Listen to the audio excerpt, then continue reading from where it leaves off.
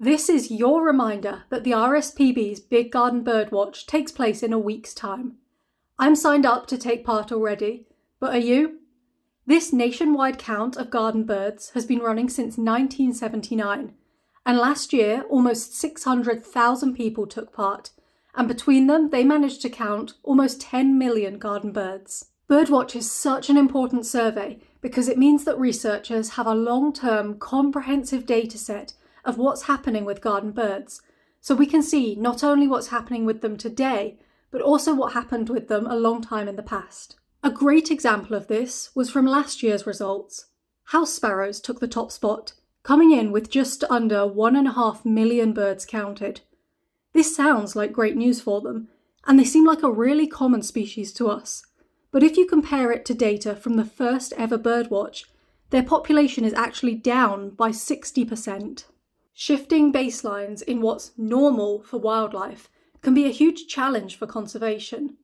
We might think that a species is doing really well because of what we can see in the present, but if you compare it to a past that we can't actually remember, they're doing terribly.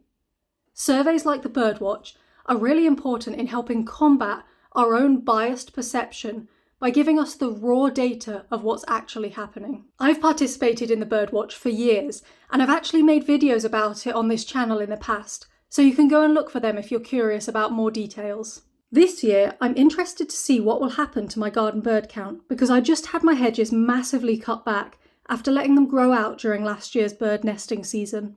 I've already seen my sparrow flock, a few blackbirds, my robin and my thrush coming down to investigate since I got the hedges cut back. So I'm really hoping for a good species count this year. Some years I just get none.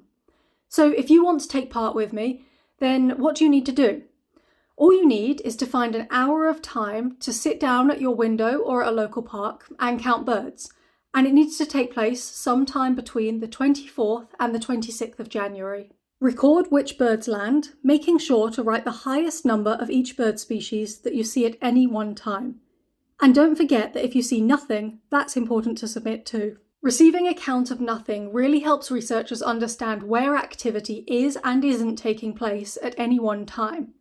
If you want to take part, just head over to the RSPB website and you'll be able to find out even more details as well as sign up. So, are you going to join me and over 260,000 people around the UK who have already signed up this year to take part and count your birds?